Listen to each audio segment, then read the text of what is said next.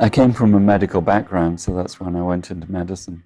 It became clear to me that the medical system was closing my heart. I was just 18 years old, but I decided to work in a hospital at the same time to see the reality. My father had a lab there.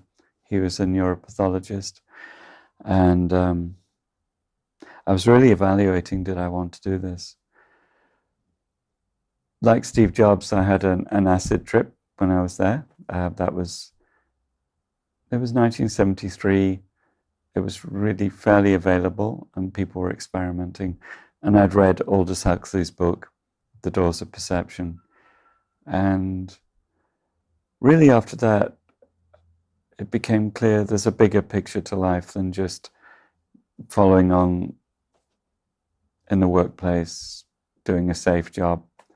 And so I took a big risk. I had nothing I could do, but I knew I had to leave. And the dean of the medical school was very angry because my father was one of the professors there. He taught pathology. And the dean was shouting at me, "You'll never get back into medicine." And I was thinking, well, that sounds fine to me.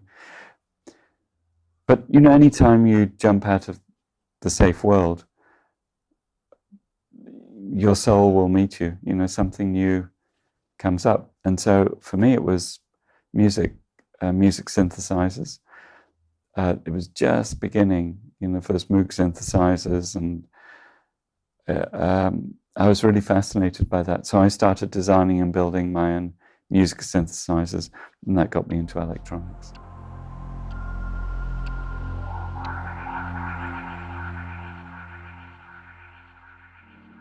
So I had my talk yesterday, and they made up the title of the talk. It's like Zen and meditation and technology and innovation or something. But really what I did was I gave a combination of, I talked in a way I would talk to, if you like, a spiritual group, which is the people I normally work with. But I thought it was important also to share my background, going back to school, medical school, working in technology in England, working at Next for Steve, and working at Cisco, and then my transition into teaching yoga there, doing body work, going to Thailand. So that was really, it worked out very well, and a lot of people were there. The room was full, and people afterwards had many questions. We did a meditation, and also I asked Elena to read one of her poems. So that's really unusual to have. It was my idea, but I told Elena, if I'm going to come, she said, you can do whatever you want. So it was good. It was fun. I think it's important to stretch people's boundaries. If they're just in a corporate world and all they get is corporate consciousness, then they never grow. And so to have a poem and silent meditation in the middle of the talk, I think was really valuable. And afterwards people said they loved it because they understood I was talking about very important things to people. And it's easy for business to get caught up in making money and using people, taking advantage of people's weakness. But actually, in the future and now, spiritual values are very important. So in Google, for example, there's a yoga teacher who is one of the first people there. They had massage therapists there. I used to go in and do Thai massage at Yahoo headquarters for about 3 or 4 years. So I taught yoga in many companies in Silicon Valley. And I was the first yoga teacher at Cisco where I worked. So Silicon Valley understood the importance of that and meditation. There were lots of even CEOs who meditated and had that available for people.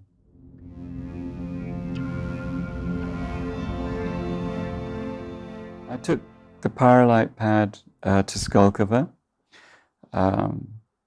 We didn't have a space where we could show the Ashton light, and also I think it would be too opening or confronting to people in that world.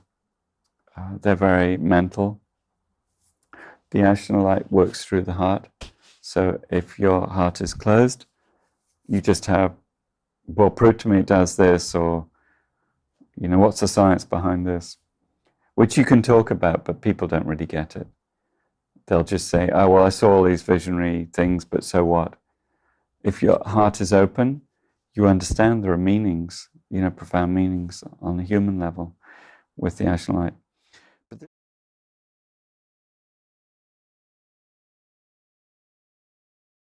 But this device is a wellness device, a very interesting antenna, which I designed.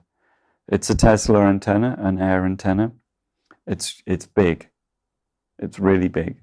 And it was based on that coil of wire. What this does is it provides yin and yang qi. So light is yang qi. Light comes from the sun, from the heavens. The magnetic field of the earth is obviously yin. That's the earth. Now I'm pulsing it in a complex way with Schumann frequency, with a delta frequency, which is the deep sleep or deep relaxation meditative frequency, with 40 hertz, which is brainwave coherence. When the two halves of the brain are coherent, you can actually measure in an EEG a 40 hertz signal coming from the back to the front. So it helps people come coherent here. It restores the original Schumann frequency, which is now missing as we've gone into the photon belt. And the magnetosphere, the protective magnetic field around the Earth, has dropped 20% in the last few years. So we have both yin and yang qi, and this restores the Schumann frequency, the 8 hertz that we grew up with. Now, the results we're getting are really phenomenal. Somebody came to my healing center to buy more of the ginseng that I sell with this. So anyway, this man came to my healing center. He told me that 3 months ago he was diagnosed with stage 4 cancer. The doctors expected him to die. The lymphoma was 30 centimeters by 12 centimeters in his back, huge. And he had traditional way of thinking, so he was doing chemotherapy, but he also used the pad and the ginseng. He came to buy another pad and more ginseng because he said in those 2.5 months, his lymphoma went down to 10%. And he looked really healthy. He was very bright. The doctors couldn't believe it. So that's one example. Another woman, actually 2 women with diabetes doing really, really well. One woman's completely off her medications in just a month or so. Back pain, people after surgery. One man with lacerations very deep. A sheet of glass hit him on his arm. He had surgery with everything lacerated, blood vessels, nerves, everything. And he had no feeling in his arm. He came to my healing center last Saturday at the light party. I said, just hold it under here. At the end, for about half an hour, he said he was beginning to feel the nerves again. This was after a month of having nothing. So clearly there was nerve regeneration going on. Women having really improved periods, no period pains, that kind of thing. So this provides a healing environment for the body. The Ashton light provides a healing environment for the soul and the mind and the spirit.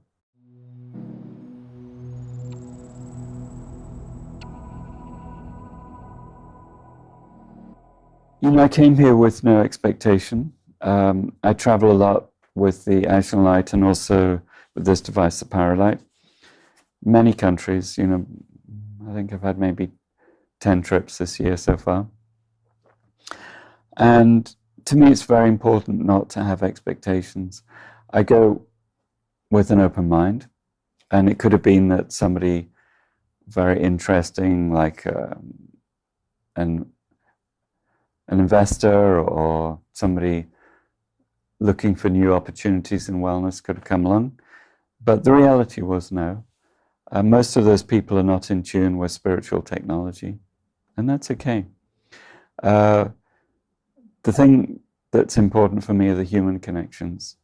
So there's a professor of economics. She teaches people in the government. She's very high level, and she came up to me after the talk, and we talked for quite a long time.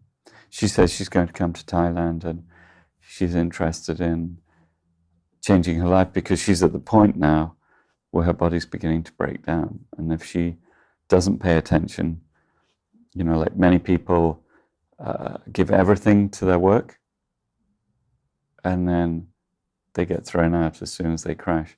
So I saw that in Silicon Valley a lot. It's called burnout. And that was why I was teaching yoga there, to give people an opportunity to do something different. But you know, the reality was, I'd show up to their company, because I'd go each lunchtime to a different place. Maybe 2 people would come out of, I don't know, hundreds of people working there. And then people would be sending me messages, oh, I've got too many emails. So their consciousness was, it's more important to be a robot and to be totally a slave of the system than to take even 1 hour out of their 80 hours a week to take care of themselves. And the reasons for that are emotional. You know, it's fear. If they start to change, maybe they won't be able to work there anymore, then what would they do? Now, at Yahoo, it was really funny. As I said, I would go and do Thai massage there. It was after I'd been to Thailand for some time. I was a body worker, and just for fun, I thought, okay, I was invited to go and do it. Every person who came regularly would leave the company. And the last person who came was the VP of Human Resources. So she was really high up. She actually invited Jerry, one of the original founder, to come back into the company. So each week she'd come, I'd be giving her a massage, and she was telling me all the inside things going on in Yahoo. And I knew she's going to leave.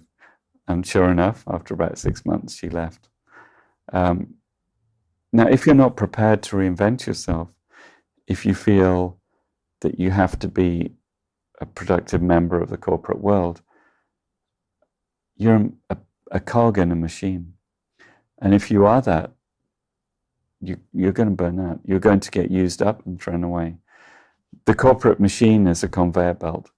They take in young, enthusiastic graduates, and they use them and use them and use them. And then they throw them away.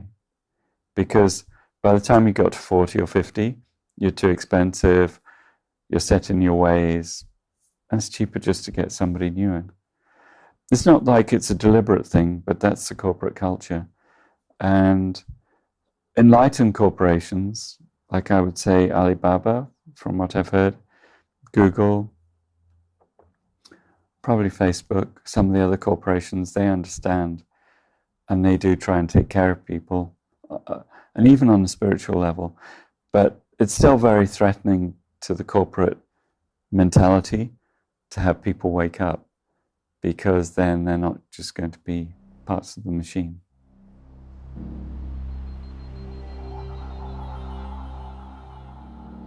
Okay, well, this is the Ashen Light, the third version of the Ashen Light. Here, it's a special plate. It's called a Tesla plate, and Tesla invented an energy device that's just made of aluminium, but it's nano-coated. Actually, this has 2 Tesla plates, one in which the LEDs are on and the other is the cover. And people who are sensitive to energy can feel the energy from it. This is real gold in the pyramid. It's all Fibonacci numbers, so sacred geometry, 13 by 21 by 5 by 2 centimeters. So the field here is really strong. So I work with crystals, I work with energy, but I don't design things the normal way. So I actually work in the way that Tesla worked. I just visualize things. I do no research. Originally, another light made by 2 Austrian doctors came to my healing center in Chiang Mai. It's called the Lucia light. It cost $30,000, and it was interesting. It was a hypnagogic device, and I thought, oh, it'd be fun to have one here in my center. Actually, they went to Dow Gardens with it, and I knew they'd be a long time, so I was gardening, and I got an entire download of how to make the Ashna light. A lot of technical stuff that I didn't know how to do, like a Wi-Fi hotspot, that it was a web app, that it would be sold by ambassadors peer-to-peer, the LEDs I was meant to use, which are absolutely not, they're the opposite of the LEDs that people use in research. All research says you don't use these LEDs. So if I had done any research, the Ashna light wouldn't be working the way it is. But when I get guidance, you can say it's channeled, but I mean, I see it very clearly, and I do what I'm told. I don't question it. So it took me 3 months. I had to learn JavaScript, Ajax. I knew Perl from being a chip designer. I had to do my first circuit board, because in the corporate world, there are different people who do circuit boards. I had to learn all of that. But in 3 months, I had my prototype. And I remember leaning over it, closing my eyes, and running it, and having a profound experience. So then I knew, well, I'm meant to take this out into the world. So I built 100 Ashna Light 1s, 100 Ashna Light 2s, and then during that time I got the vision of the pyramid. And this has been the one that we've used since. There have been about 400, close to 400 of these sold. It's just me. I go into the world and talk to people about it. And what's beautiful though is people have profound spiritual experiences because of the visions that they can get. And it's a DMT effect, very similar to ayahuasca and that kind of thing. So that's the Ashna light. Now, an implementation of the Ashna light is called the Neuralight. Neuralight is, the programming was designed by Garnet Dupuy, who's a very well-known researcher, and he lives in Chiang Mai as well. And I supported him. I provided a software environment for him to program it. And one of the things that we came up with was to improve people's mitochondria so they could have the energy to do neuroplasticity, to change the way their brain works. And so as a result of, in investigating that, I had a device that was a sort of headband with LEDs on it. And it never really felt right. I mean, I was just, yeah, it didn't feel like something that was really right. That when you have a product that works, there's a feeling about it. If it's just a mental thing, you can sort of force it to happen, but it doesn't have that feeling. So one day I was doing my Qigong practice, and I saw this crazy thing, I mean, really crazy thing, which was to take a coil of wire I had in my workroom and attach it to the LEDs. I mean, it's like, so I went and did it. And I felt this amazing energy from it. And I realized, this is what I meant to do. So this is actually the pad, the Pyrolight pad. Pyrolight means pyramid light, pulsed infrared, and magnetic induction device. So again, that's just a channeled thing, but we're having amazing results from it too. If people are on antipsychotic drugs, not a good idea to use it, because the excitation from the Ashna light could cause the person to have a very strong reaction. So we don't recommend that. The other thing is that people with epilepsy normally do not like flashing lights.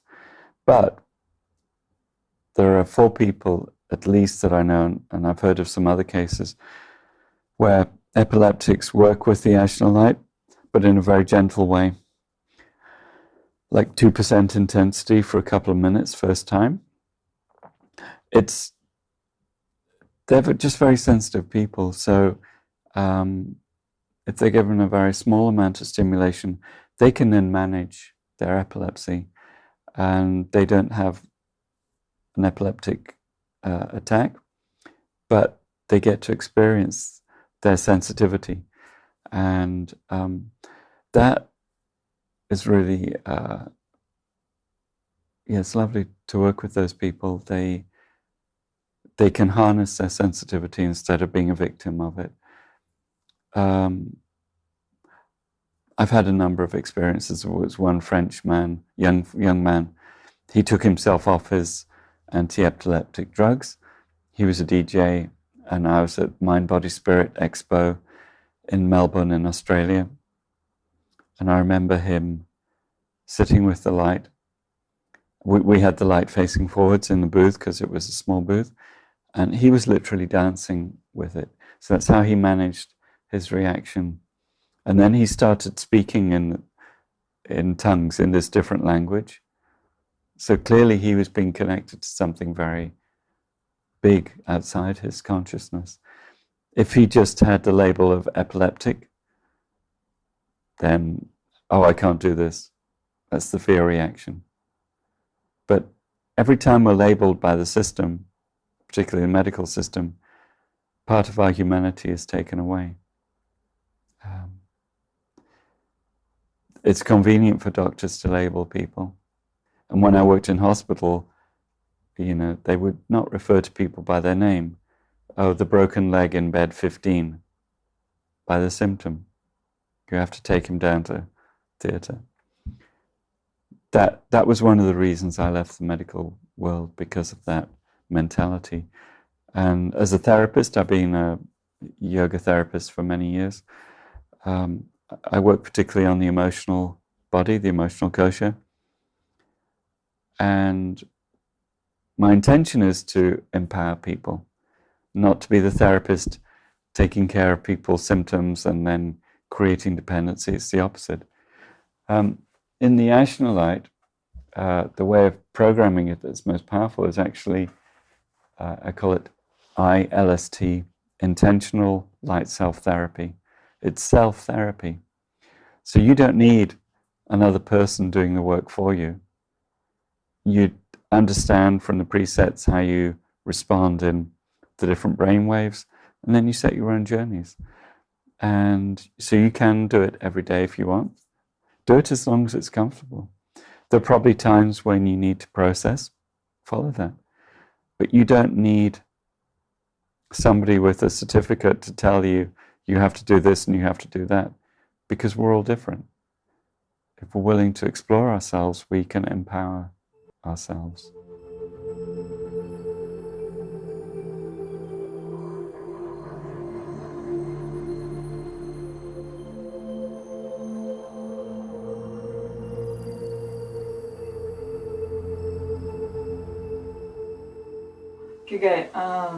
Russian writer Fyodor Dostoevsky once told that the beauty will save the world, or the peace. Like in Russian language, the word "mir" has 2 meanings: world and peace.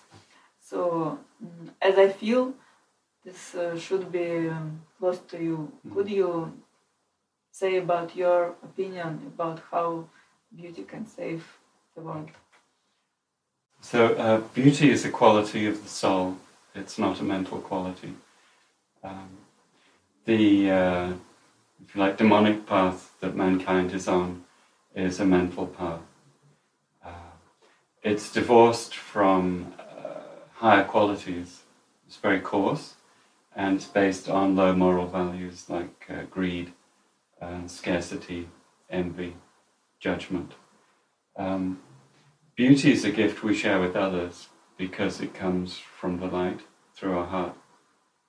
And when we refocus away from our lower mind, the ego, and its wanting to grasp and control, and come into appreciation of beauty, which we see in painting, architecture, sculpture, music. We're touched by a number of things. One of them is sacred geometry, in which all life is built. The other is a harmony. And when we come into harmony in our hearts, we can appreciate other people. So other people are the same as us internally. They have different conditioning from us, and so we judge them. But beauty returns us to the heart and takes us from the head. I think that's what Dostoevsky was talking about. Thank you very much.